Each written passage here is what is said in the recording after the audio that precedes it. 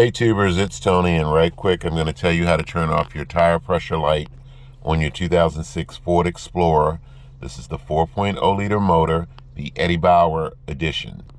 I want you guys to keep in mind that if you have a 2006 Ford Explorer and you do have that little push trip dial right in here that you push in to access and make changes to the center console information, the Ford Explorer Eddie Bauer edition does not have that trip dial. For those of you that do have the Eddie Bauer edition, I'm going to show you how to access this information and make changes a little bit later in this video. Before I get started, guys, basically, and it's very simple, to get that light off, you simply fix the problem, guys. Meaning if your tire pressure was low in your tires, or you had a foreign object in your tires and you needed to plug a tire, once you put the correct amount of air in the tire, that light will go off. Be patient, it will go off. Now, your light is on for a number of reasons, guys. The first would be is if you had a friend that was a clown and came up and let the air out of your tire. That would trigger that tire pressure light. And I'm going to show you what that light looks like. It's going to be on this side. It's going to be right below your ABS light. So it's the one in the middle, okay? I'm going to show it to you again. It's the one in the middle. The second reason that light would be on, guys, is let's say you're driving down the highway, you hit a really hard bump, or you're pulling into your local shopping center and you run your front wheel really hard up against a curbside. Remember, keep in mind, guys, your tires are made of rubber. So if you bump up against something really hard, the rim, the tire around the rim can expand just enough to let air out of your tire, and that will trigger that sensor light. How do you fix that again? You simply put air back in it and bring it up to the correct amount of PSI pressure that was in the tire, and that will turn off that light automatically.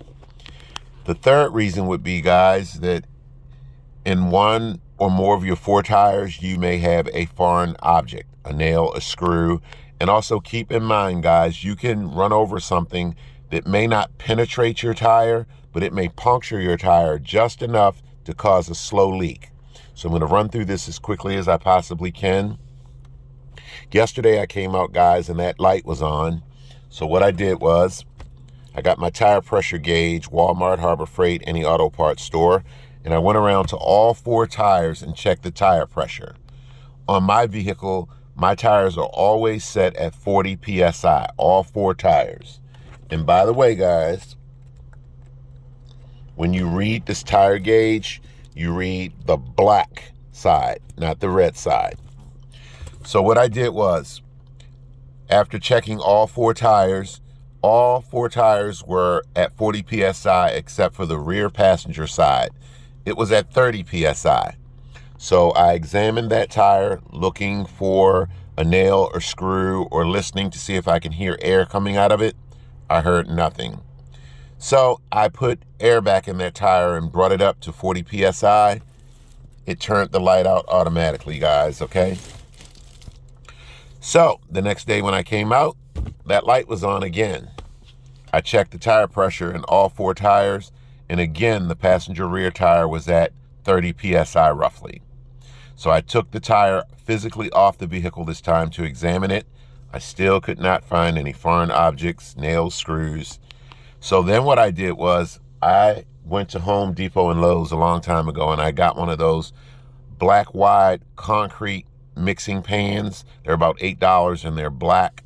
I filled it with water, guys, and I took the tire and submerged it in the water and waited a few seconds, looked, spent the tire around, give it a few minutes in each section of the tire as you spin it around in the water and let it sit for a few seconds. What you're looking for is air bubbles. So eventually I saw air bubbles coming, guys, out of the water. So I knew there was a leak there somewhere. I then took a black magic marker and I marked closely to that point where I saw the air bubbles coming from as possible. I took the tire out of the water, cleaned it off. I took a spray bottle with water in it, and in that section I started spraying, and I had to go get a magnifying glass, guys, because there was a hole that was so small that it was not visible to my eye without help. So it was there, but it just wasn't showing me like a nail would typically show you when you spray it with water. So then what I did was I plugged the tire, guys, put air back in the tire, put the tire back on the vehicle. That light turned itself out automatically because I put 40 pounds of pressure back in that tire to match the other 3 tires.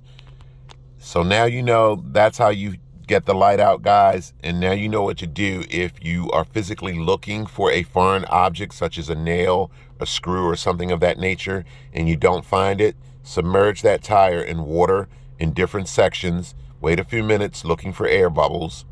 And if you're confused about how much air pressure goes in your tire, always consult your owner's manual. And on some vehicles, written in the driver's side door, there's a sticker that will tell you how much air pressure that you actually put in your tires. I'll show you that in just a moment, so hold tight. Here's the driver's seat, guys. There it is. That sticker tells me that I could put 35 PSI in all 4 tires, and that would be okay for me to do. I also want you guys to keep in mind that on the rim of your tire, there's some place that says max inflation, and you'll go around and then you'll see where it says 44 PSI. Now I want you guys to be mindful that you never really want to go to 44 PSI, and you certainly don't want to go above that, because going above whatever the PSI pressure set on your tires is, you could potentially cause that tire to explode, and that is extremely dangerous. So if I have 44 PSI written on my tires, I can safely get away with putting 40 PSI in all 4 tires. If you have 51 PSI written on your tires, you can get away with safely putting 45 PSI in all 4 tires. And keep in mind, guys, again, if you're confused about how much air pressure to put in all 4 tires, consult your owner's manual or look in the driver's side door for that sticker that will tell you how much air you should put in all 4 tires. Okay, guys, now to access that information in the center console, if you don't have one of those push trip dials, for those of you that have the Eddie Bauer edition, push setup, guys.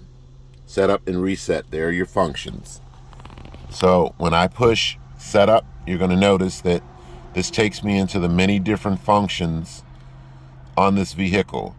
And to figure out what each function means, guys, and you know what's best for you, consult your owner's manual.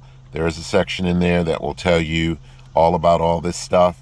So if you wanted to reset your oil life display, that's how you get to it. Just that easy, guys. Okay, so you go to function, and the thing I love about this particular version, I would assume the others do it as well, is it will do a system check for you, where it will go through and check all the different systems in your vehicle, and it will let you know that if something is not functioning correctly. And you know, it's just that easy, guys.